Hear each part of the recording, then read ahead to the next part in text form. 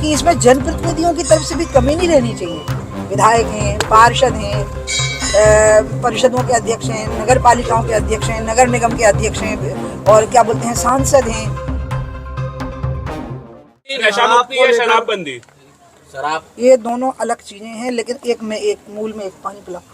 नशा एक ऐसा व्यसन है जिसमें सरकार और समाज एक साथ लड़ेंगे, और शराब एक ऐसा व्यसन है जिसमें कुछ चीज़ें सरकार के हाथ में हैं, जैसे कि वितरण प्रणाली। नशे को सरकार नहीं बांट रही, लेकिन शराब को बांट रही है। तो यही बात मेरी शिवराज जी से हुई। दीदी, इस धार्मिक स्थल से मैं हमेशा ये मानती हूँ कि एक भी व्यक्ति इस धरती पर शराब न पिए। इसलिए अगर आप मेरी पूछोगे तो मैं तो कहूँगी कि शराब होनी नहीं चाहिए, ठीक है। लेकिन सरकार का कहना ये था कि हम वितरण प्रणाली को नियंत्रित कर सकते हैं, तो मैंने कहा कम से कम इससे शुरुआत तो करो, वितरण प्रणाली को नियंत्रित करो। धार्मिक स्थान, न सिर्फ मंदिर, कोई भी धार्मिक स्थान, शिक्षण संस्थान, मजदूरों के स्थान, स्कूल और अस्पताल, अदालतें और अहाते तो हो ही नहीं सकते। खुले में आप बिठा के किसी को पिला ही नहीं सकते, क्योंकि पी के वो जाएगा तो पैदल जाएगा या वाहन से जाएगा, तो पी करके तो वाहन चलाना मना है। ये तो सीधे सीधे कानून का उल्लंघन है। ये सारी बातें मेरी हुई। दुर्भाग्य हुआ कि मैं गंगा जी की यात्रा पे थी जब ये नीति घोषित हो गई। ये बहुत खराब नीति घोषित हुई।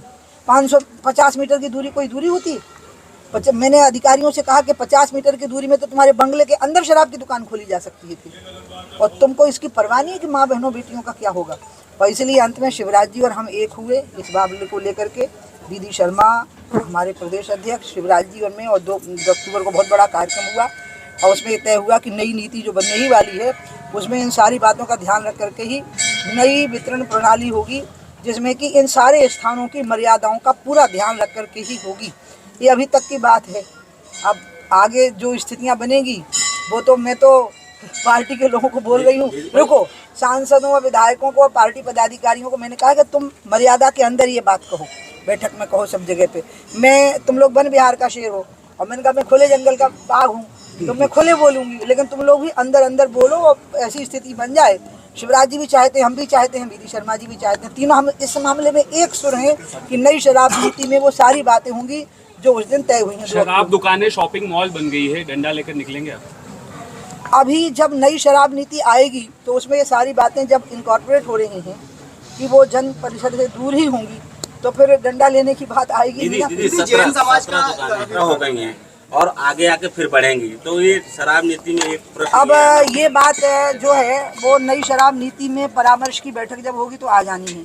हमें शिवराज जी ने देखे, वो व्यक्ति बहुत सतोगुणी है, स्वयं दीदी शर्मा भी बहुत सतोगुणी व्यक्ति हैं, निजी जीवन में उनके बहुत शुचिता है, वो भी शराब के बहुत खिलाफ हैं।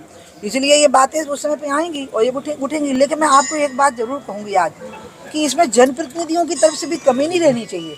विधायक हैं, पार्षद हैं, परिषदों के अध्यक्ष हैं, नगर पालिकाओं के अध्यक्ष हैं, नगर निगम के अध्यक्ष हैं और क्या बोलते हैं सांसद हैं, इनकी भी जिम्मेवारी बनती है। ये तो शराब दुकान चला रहे हैं। नहीं, लेकिन इनकी जिम्मेवारी बनती है। एक मिनट, इनकी जिम्मेवारी बनती है कि ये भी सरकार से अपनी मर्यादा में रह करके, मर्यादा तो नहीं तोड़ सकते, खुलेआम सड़क पे अपनी सरकार की चीचा लेना नहीं कर सकते, लेकिन गोपनीय तरीके से इसका प्रतिरोध करना चाहिए। हमसे जुड़े रहने के लिए हमारे YouTube चैनल को सब्सक्राइब करें और नई वीडियो की नोटिफिकेशन के लिए बेल आइकॉन को दबाएं। अगर आप ये वीडियो Facebook पर देख रहे हैं तो लाइक जरूर करें और ज्यादा से ज्यादा शेयर करें। धन्यवाद।